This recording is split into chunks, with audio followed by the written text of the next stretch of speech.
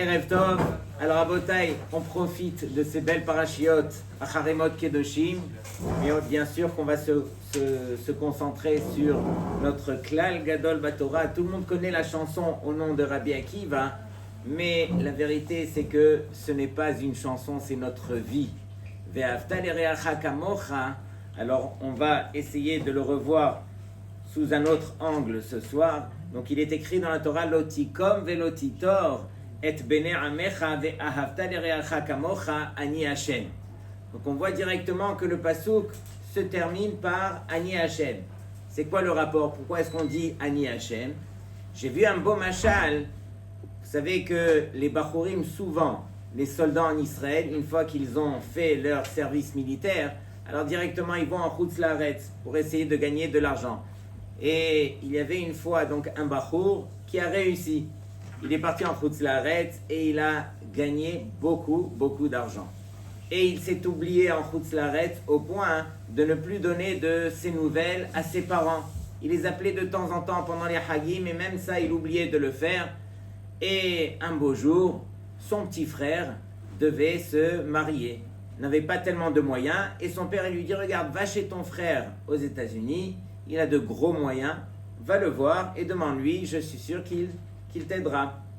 Et lui n'était pas conscient de l'ampleur de la richesse de son frère. Et donc il arrive à l'adresse et il voit une maison énorme avec des gardes de sécurité, et il n'avait pas imaginé que l'ampleur de sa richesse était aussi l'ampleur de sa radinerie. Et donc finalement il arrive devant le garde, devant les portes, et il lui dit, voilà, je suis le frère du propriétaire. Et donc il va voir son frère. Et le frère lui dit, non, moi je n'ai pas de frère. Et donc le garde redescend et il lui dit, il m'a dit qu'il n'avait pas de frère, donc vous devez partir. Et lui, la boule à la gorge, il reprend l'avion et il rentre chez lui en Israël. Il va voir son père et il lui dit, papa, je n'ai même pas pu voir mon frère, il n'a pas accepté de me voir. Quelques mois sont passés, voici que le père, il reçoit des messages du fils, et lui dit, papa, s'il te plaît, j'ai besoin de ta Teudat Zehout, la tienne et celle de maman, parce que je suis sur un contrat des millions. S'il te plaît, envoie-moi. Et il voit que ça traîne, il lui renvoie d'autres messages, jusqu'au jour où il appelle son père. Et il lui dit, papa, je t'ai demandé plusieurs fois, là je suis sur un contrat des millions. Et le père, il lui dit, écoute, moi j'ai un autre fils à part toi, je te l'ai envoyé, tu as dit que ce n'était pas ton frère. Alors, si lui, ce n'est pas ton frère, alors moi, je ne peux pas être ton père. De même, Akadosh Baruch Hu, qu'est-ce qu'il nous dit? Il nous dit, si finalement, tu viens vers moi et tu me demandes tout ce que tu as besoin, alors approche-toi d'abord de ton frère. Si ton frère, alors si ton prochain, tu le considères comme ton frère, alors moi, tu peux me considérer comme ton père, et tout ce que tu auras besoin, je te l'accorderai. Rabotaï, tout commence par son prochain. J'ai vu une autre explication, pourquoi est-ce qu'on dit Ani Hashem à la fin du verset? Parce que Akadosh Baruch Hu, il vient témoigner par cela que ce n'est pas uniquement les mitzvot qui sont Ben Adam la Makom, sur lesquels on est tous d'accord de les accomplir de la manière dont on les a reçus. Il n'y a personne qui va chipoter, ah les tefilines, elles sont noires, elles sont carrées, non, moi je les veux vertes, je les veux pas carrées, je les veux avec 3 parachiotes, non pas 4. On ne chipote pas. Toutes les mitzvot qui sont Ben Adam, la Makom, à nos yeux, elles doivent rester intactes. Mais sur quoi est-ce qu'on chipote, ou sur quoi on se permet de chipoter? C'est sur les Ben Adam, la Havero. On va arrondir les angles, on ne va pas être complètement honnête avec son prochain, et ainsi de suite. Sur cela, Akadosh Baruch Hu, il te dit, Ani Hashem, je suis le même Hashem pour qui tu devras rendre des comptes pour Ben Adam la Makom que pour Ben Adam la Havero. Je reste à ma place et à toi de t'adapter à ton ami si tu veux te rapprocher de moi, Hashem. Vous savez que dans le Shulchan Aruch, le Magen Avraham, il ramène les paroles du Harizal que tous les matins, au moment de la tfila à Shacharit, Yekabel alav mitzvat aseh shel ve'ahavta l'ereacha kamocha. Donc ça c'est le Magen Avraham. Le Hayya Adam lui aussi, il dit Yekabel al atzmo bepratut lehov et kol echad ve'echad mi bnei Israël kegufo. Il doit recevoir sur lui de manière particulière. Ça veut dire que chacun doit le faire comme il est marqué dans la Torah. Ve'afta l'ereacha kamocha. C'est uniquement de la sorte que ta tfila, elle pourra être associée aux tfilot des Béné Israël pour pouvoir monter vers Akadosh Baruch Hu. Dans le Kitzur Shulchan Aruch, écoutez bien l'explication, c'est marqué là-bas, donc on ramène bien sûr les paroles du Zohar Akadosh, et on dit Veyechaven lehov et kol echad mi Israël kenafsho. Donc il devra avoir la kavana d'aimer chacun des Béné Israël comme il s'aime lui-même. Kim chas veshalom yesh pirud levavot Israël et mata, parce que si chas veshalom il y a une division entre les cœurs ici même sur terre, alors asgam le ma'ala en it achdut, ça veut dire que même en haut on ne pourra pas être associé. Notre tefila, elle ne pourra monter que si Béhémet entre nous déjà sur terre on arrive à s'associer. C'est uniquement de la sorte que Hachem permet justement que notre filote, elle monte. Tout ça pour dire que tout dépend vraiment de son ve'ahavta l'ereacha kamocha. Et réellement, on aurait pu se poser la question, mais c'est quoi le rapport? J'arrive, je prie envers Hachem. Pourquoi est-ce que Hachem est makpid de tout ce qui se passe envers moi et mon prochain? C'est ce qu'on va essayer de voir. C'est ce que Rabbi Akiva nous rappelle dans plusieurs endroits. Alors, la première Gemara, vous la connaissez. La Gemara connue dans Masechet Shabbat, Daf Lamed Aleph Amud Aleph, Maaseh begoy echad sheba lifnei Shammai. Donc il y avait un goy qui est venu se convertir chez Shammai. Il s'agit ici d'un goy qui était vraiment sincère, un goy qui était intelligent, qui venait avec les bonnes raisons, et qui a demandé à Shammai, Gayireni almenat shetelamedeni kol haTorah kula keshani omed al regel achat. S'il te plaît, convertis-moi lorsque je me tiens sur un pied pour apprendre toute ta Torah.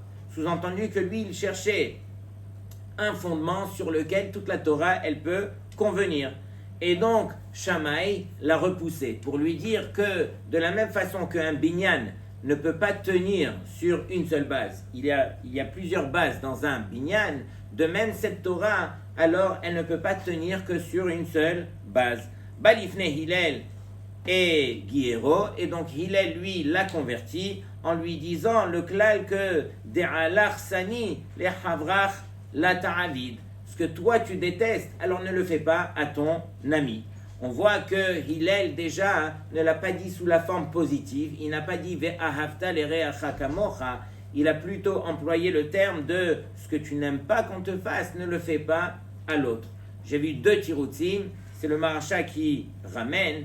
De la même façon qu'il est écrit dans la Torah lotikom velotitor, donc c'est marqué au départ, au début du verset, c'est marqué sous la forme négative. Tu n'auras pas le droit de te venger de deux façons. De la même façon que c'est marqué sous la forme négative, alors Hillel ici aussi, il a employé le terme de la Torah sous la forme négative. Mais plus profondément, pourquoi est-ce que Hillel, il n'a pas utilisé ve'ahavta l'ereacha kamocha? Parce qu'il s'adresse à un goy. Et un goy, lui, ne pourra jamais comprendre la dimension de « tu devras aimer ton prochain comme tu t'aimes toi-même ». Ça n'existe pas, cette notion, chez les goy. Halvaï déjà que nous, chez les Béné Israël, on puisse la comprendre et l'intégrer et la vivre. Mais encore une fois, est-ce qu'on est à ce niveau de pouvoir appliquer une telle chose? Tu vas aimer ton prochain comme tu t'aimes toi-même. On va voir plusieurs explications. La deuxième Gemara, celle qui devrait nous faire réfléchir, puisqu'elle a été citée au nom de Rabbi Akiva, donc c'est la Gemara Samerbet Amud Aleph dans Baba Metzia. Alors là-bas, on parle de deux qui se trouvaient dans le désert. Et dans la main d'un d'entre eux, il y avait une gourde d'eau. Et la Gemara nous dit comme ça, Im shotim shenehem me'etim. Si les deux ils vont boire de cette gourde, alors les deux ils vont mourir. Ve'im shote echad mehen magia le yeshuv. Et s'il n'y en a qu'un seul des deux qui va boire, alors là il pourra arriver à destination. Et donc, sur cela, Machloket Tanaïm, Darash ben Petora, Mutal sheishtu shenehem veyamutu, ve'alir echad mehem bemitato shel havero. Et donc, Ben Petora, le premier Tana, il dit, vaut mieux que tous les deux, ils boivent de cette gourde, et qu'il n'y en ait pas un des deux qui, chas v'shalom, verra l'autre mourir. Donc, Ben Petora, il dit que cette gourde, on la partage, et bien que les deux vont mourir dans le désert. Ad Sheba Rabbi Akiva, jusqu'à ce que Rabbi Akiva est arrivé et nous a enseigné le klal. C'est ce même Rabbi Akiva qui lui enseigne que Ve'avta l'ereacha kamocha c'est klal gadol batora. C'est ce même Rabbi Akiva qui dit que dans ce cas, il a enseigné le verset de Vechei achicha imach, alors ton frère devra vivre avec toi, c'est une obligation. Alors quand est-ce que ton frère pourra vivre avec toi ou devra vivre avec toi? C'est uniquement lorsque toi tu es en vie. Mais si toi tu vas mourir, alors sur cela la dracha elle est hayecha kodmim le hayecha vercha, que ta vie elle prime, elle passe avant celle de ton frère. Donc Rabbi Akiva vient nous rappeler à l'ordre dans ce cas, que dans ce cas, alors c'est quoi ve'avta l'ereacha kamocha? C'est tu devras vivre, ta vie elle passe avant celle de ton frère. Donc, encore une fois, de manière générale, on dit tu devras apprendre à aimer ton frère comme tu t'aimes toi-même. Et d'un autre côté, si ta vie est en danger, alors Rabbi Akiva, il te rappelle à l'ordre et il te dit non, il y a quand même une limite à cette mitzvah de Ve'afta l'ereacha kamocha, qu'au niveau de la vie, alors tu devras d'abord faire passer ta vie avant celle de ton frère. Regardez bien l'explication du Torah Moshe. Le Torah Moshe, il dit comme ça. Il dit que on connaît le klal gadol batora de Ve'afta l'ereacha kamocha. Alors comment se fait-il que ici Rabbi Akiva il est dit hayecha kodmim le hayecha vercha, ta vie elle passe avant celle de ton frère. Alors il pose la question, il dit mihu hade hayecha kodmim hainu be'inyane ha'olam hazeh. Il dit quand est-ce que Rabbi Akiva il a dit que ta vie elle passe avant celle de ton frère? C'est uniquement pour les besoins de ce monde-ci. Mais aval bechaye netzach, pour la vie éternelle, pour la raison pour laquelle on est venu sur terre, c'est justement pour amasser des mérites pour notre vie éternelle. Donc en ce qui concerne la vie éternelle, qui est la vie la plus importante, sur celle-là, alors dehainu belimud haTorah chayav lelamed la'acherim. Sur cela, Rabbi Akiva et tout le monde sont du même avis que Ve'afta l'ereacha kamocha, qui veut dire que tu devras apprendre à aimer ton frère. Et comment tu vas apprendre à aimer ton frère? Tu vas lui enseigner la Torah, et par cela, tu lui permettras d'avoir chaye netzach, une vie éternelle. Donc c'est ça quelque part le but. Le but, c'est de montrer combien tu aimes ton frère, et combien tu aimes ton frère, c'est lui accorder le plus grand mérite qu'il pourrait y avoir ici sur terre, qui est d'étudier la Torah, de faire les mitzvot. Et encore une fois, toutes ces choses-là, c'est pour nous rappeler à l'ordre, pour nous permettre de réaliser qu'on a déjà un prochain. Je me rappelle une fois, mon épouse, elle est revenue d'un kinous de femmes, et il y avait là-bas une jeune fille qui était aveugle et qui avait chanté, et pendant qu'elle chantait, alors tout le monde se mettait à verser des larmes, parce qu'on voit d'abord une jeune fille très jolie, malheureusement qui est aveugle, mais qui avait un talent phénoménal. Et pendant la chanson, alors qui était vraiment avec beaucoup de regesh, alors il y avait une femme qui était derrière mon épouse, qui se mettait à parler et tout, et ça dérangeait. Et les autres femmes autour d'elle lui disaient non mais chut, chut. Il lui faisait le signe, et du fait que ça dérangeait, donc voilà. Mais en fin de compte, elle continuait à parler à une autre femme, et à la fin de la soirée, alors elle est venue voir ma femme, et elle lui a dit alors tu as vu comment elle a bien chanté la fille? Et ma femme, tout ce qu'elle voulait lui dire, c'était non mais la vérité, il fallait pas parler pendant ce moment-là, quoi. Tu dérangeais, tu n'as pas réalisé que tu dérangeais. Et à ce moment-là, avant que ma femme ne lui ait dit quoi que ce soit, heureusement d'ailleurs, alors voici que la femme, elle lui dévoile. Elle lui a dit non mais Vous vous rappelez de quelle chanson est-ce qu'il s'agissait là-bas? Elle chantait la chanson de Vezakeni Legadel. Et là, je me suis tourné vers cette femme qui depuis 18 ans, elle était mariée, qui n'avait pas d'enfant. Et je voulais la distraire à ce moment-là pour ne pas qu'elle ait de la peine. Elle n'avait pas d'enfant. Et nous, on est en train de chanter Vezakeni Legadel, Banim ou Bne Banim. Elle n'a jamais eu d'enfant. Et donc, regardez, c'est quoi Ve'ahavta l'ereacha kamocha. Et donc, Ve'ahavta l'ereacha kamocha, Rabotai. Alors, on ne peut le comprendre que si on associe une autre mitzvah avec elle, qui est Betzedek tishpot et amitecha. Si tu arrives à juger favorablement ton ami, alors tu arriveras doucement aussi à l'aimer. Comme dans ce cas, si finalement toutes les femmes s'étaient tournées vers elle et lui étaient tombées dessus de façon gratuite, alors il ne l'aurait pas jugé favorablement, on n'aurait jamais entendu l'explication, et voilà, l'histoire se serait tassée de la sorte. Mais il faut apprendre à juger favorablement. Je me rappelle une fois, Raphaël Kanievski, il recevait l'après-midi Kabbalat Kahal, et combien de centaines de personnes traversaient sa maison, et il y avait un jeune garçon qui avait étudié tout Masechet Megillah. Et il a été avec son père, justement pour que Rav Chaim, il lui pose quelques questions sur la Masechet. Mais l'après-midi, il y avait tellement de monde, donc qu'il lui pose une ou deux questions déjà, c'est déjà bien.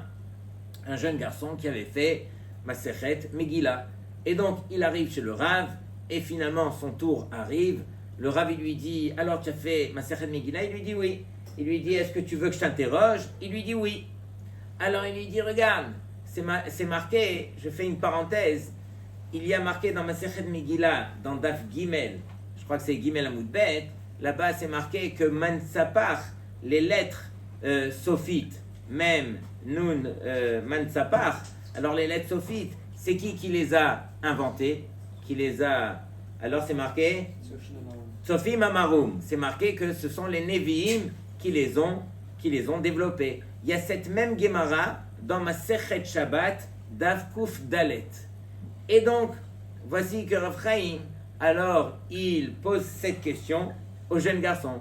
Il lui dit, dis-moi, Mansapar, qui c'est qui les a inventés, qui a fait Mansapar?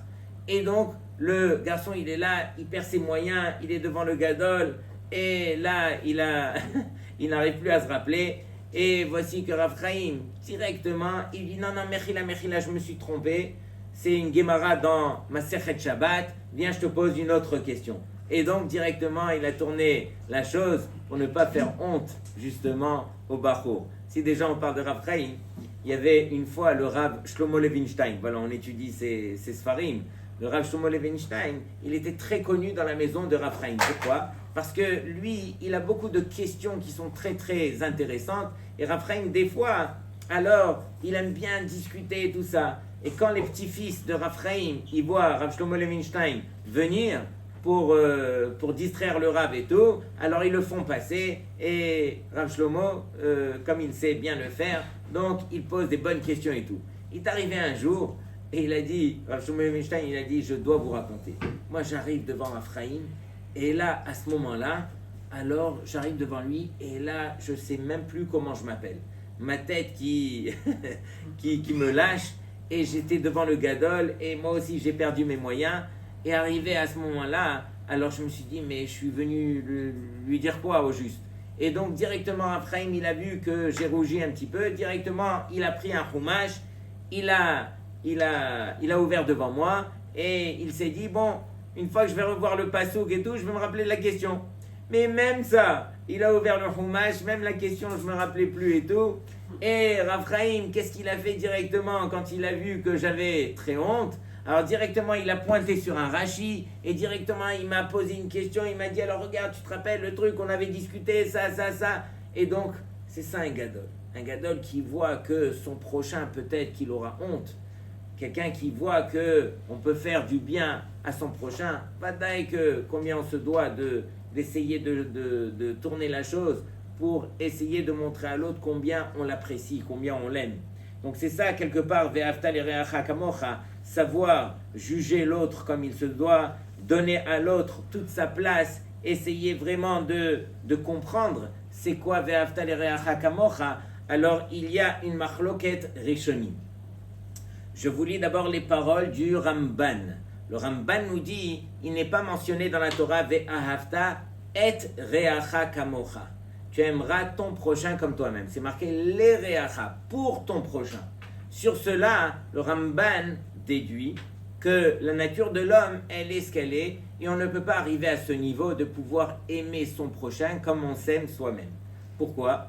Parce que on a fait que, depuis qu'on est né, on n'a fait que prendre, on n'a fait que chercher son intérêt. Chacun finalement grandit et finalement ne se voit qu'à lui-même. Alors bien sûr que la Torah, elle, nous encourage et nous pousse au travers des mitzvot d'apprendre à se tourner à son prochain, réaliser déjà qu'il y a un prochain, on n'est pas tout seul sur terre, et Akadosh Baruch Hu nous a ordonné de faire les mitzvot en société pour justement se détacher de sa personne. On finira par se marier et on comprendra c'est quoi apprendre à donner, et si on n'a pas appris avec sa femme, alors je peux vous dire que les enfants, ils vont bien vous éduquer. Les enfants, lorsque on arrive à la maison, s'il y a une pizza et s'il vous reste un morceau à la fin, ah, vous êtes chanceux. Mais ça pour vous dire que c'est ça le prochain.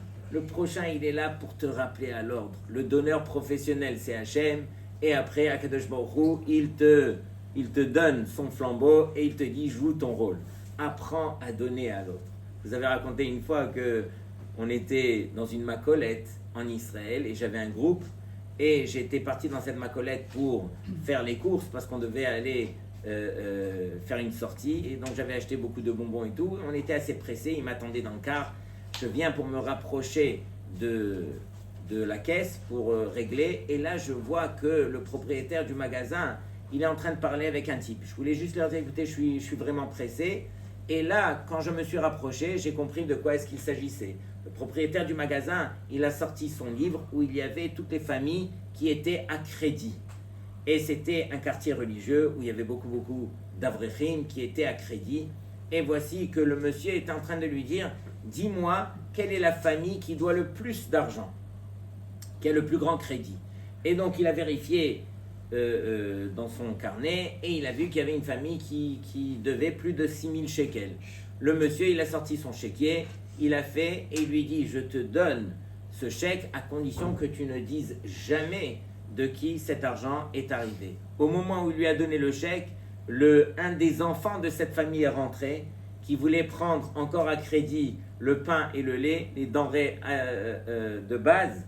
Et donc, le propriétaire, il appelle, il lui dit, va dire tout de suite à ton père qu'il ne doit plus rien à la macolette, qu'il peut venir quand il veut. Regardez, c'est quoi un Ben Israël, encore une fois, qui a réfléchi, qui s'est dit, j'ai envie d'aider mon frère juif. Et donc, il est arrivé lui-même à cette réflexion de dire, je vais aller à la macolette, je vais voir la famille qui en a le plus besoin et je vais donner. Encore une fois, tout le crédit, il n'est pas uniquement sur l'action. Vadaï que l'action, elle est grande.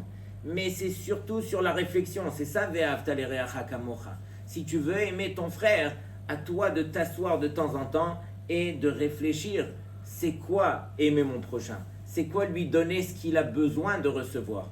Il faut apprendre doucement à arrêter de donner ce que nous on a envie de donner, ce que nous on sait donner, et essayer de se tourner vers son prochain pour lui donner ce qu'il a besoin, encore une fois, de recevoir. C'est un autre monde, c'est une autre paracha, c'est un autre chinour. À nous de vraiment travailler cela. Donc le Ramban en question nous dit que no chance, on n'arrivera pas à aimer son prochain comme on s'aime soi-même. On s'aime tellement soi-même. Et donc, le Ramban nous dit Hayecha kodmin et hayecha vercha. Donc, il ramène la Gemara qu'on a citée au nom de Rabbi Akiva. Et donc, il dit que la mitzvah de la Torah, chez Yohav Havero Bechol Inyan Kasher Yohav et Nafsho. C'est-à-dire que la réponse de Ve'ahavta l'ereacha kamocha, selon le Ramban, c'est que tout ce que toi tu aimes, alors apprends à le faire à ton prochain. Tout ce que toi tu apprécies, essaye de le respecter aussi envers ton prochain. Par exemple, tu as vu que toi tu aimes bien lorsque tu as réussi quelque chose, qu'on t'encourage. Lorsque ton ami a réussi aussi, il faut apprendre à l'encourager. Il faut apprendre vraiment à essayer de lui permettre de réussir, et même mieux que toi. Vous savez que la vérité, elle est ce qu'elle est. Lorsque il y a Réhouven qui a travaillé et qui a eu 15 à son examen, 15 sur 20, c'est déjà bien. Alors Réhouven, quand il a sa copie, la seule chose qu'il a envie de voir, c'est si Shimon, son ami, alors lui aussi, il a réussi ou pas. Alors ceux qui ont des mauvaises midotes, alors malheureusement, ils rêvent que l'autre, il n'a pas réussi, comme ça c'est moi le meilleur. Ou bien ceux qui ont de bonnes midotes, ils disent, tu sais quoi, j'espère au moins que Shimon, il va réussir autant que moi. Et donc la raison pour laquelle il va tourner sa tête, c'est juste pour voir, est-ce qu'il n'a pas eu 15 et demi? Même le 15 et demi, ça va le tuer. 15, comme moi, ça suffit. Mais 15 et demi, c'est déjà trop. Donc Rabotai, c'est ça, Ve'ahavta l'iracha kamocha. C'est-à-dire apprendre à aimer l'autre, apprendre à permettre à l'autre de réussir encore, même mieux que nous. Arrête, chacun il doit vivre sa vie. Akadosh Baruch Hu, il a décidé pour chacun ce qu'il doit recevoir. Ce que toi tu dois recevoir, c'est parce que ton frère a eu comme tikkun, et donc chacun est complètement différent. On doit apprendre à grandir dans la vie. Comment se fait-il que lorsque le premier Beth Amikdash il a été détruit, il a été détruit par les 3 plus grandes fautes, qui étaient Gilouy Avoda, Gilouy Arayot, Avoda Zara et Shfichut Damim. Pendant que le deuxième Beth Amikdash, la Gemara dit qu'il y avait Limud Torah, il y avait Gemilut Chasadim, mais c'est à cause de Sinat Chinam que le Beth Amikdash a été détruit jusqu'à aujourd'hui. Et on pose la question, mais s'il y avait Gemilut Chasadim, comment est-ce que tu peux dire qu'il y avait Sinat Chinam? Alors, comme je vous l'ai expliqué, on peut entre nous, alors, quelque part, faire du chesed. Mais ce chesed, il est complètement calculé. Il est vraiment mesuré par rapport à chacun. Mais aussitôt que ce chesed, alors, il va me pousser à voir que l'autre, il a réussi encore mieux que moi, alors là, je vais tracer ma limite. Ça va être ça, quelque part, la sinatrinam. Sous-entendu que ce chesed, il avait une limite. Et donc, dans la même génération où on pouvait avoir Gemilut Chasadim, il n'y a pas de contradiction, on pouvait voir aussi Sinat Rinam. Donc ça, c'est le Ramban. Donc le Ramban, il nous dit que on doit apprendre à les Hashvot Ahavat Shenehem Bedato. C'est-à-dire qu'on doit apprendre à mesurer ce que nous, on aime et ce qu'on arrive justement à donner à l'autre. Ce sont les choses qui nous font plaisir. Le contraire aussi, lorsqu'il y a quelqu'un qui a eu une épreuve, un problème et tout, on doit apprendre aussi à partager cette chose-là avec lui. Le Rambam, lui, il nous dit que non. Il nous dit que quelqu'un peut arriver à ce niveau, que de pouvoir aimer son prochain comme soi-même. Le Rambam, il nous dit dans Ilchot Deot, Tzarich lesaper beshivcho velachus al mamono. Comment est-ce qu'on peut faire pour aimer son prochain comme soi-même? De justement lui faire des louanges, de faire attention à son argent, de faire attention à toutes les choses qui lui appartiennent de la même façon qu'on l'aurait fait pour nous-mêmes. Le Rambam continue, il dit Elu midivrehem bichlal ve'ahavta l'ereacha kamocha, c'est-à-dire que Hachem nous a ordonné justement de faire attention à tout ce qui peut appartenir à notre prochain. Donc Rabotai, voici mais vraiment sur un pied, comme on l'a vu dans la Gemara, ce goy qui est venu se convertir, nous aussi, on a joué à ce jeu ce soir, que sur un pied, on a essayé d'effleurer le sujet de Ve'ahavta l'ereacha kamocha, mais Blineder Be'ezrat Hashem, dans les semaines à venir, on va essayer de rentrer en profondeur. Shabbat Shalom Lekulchem.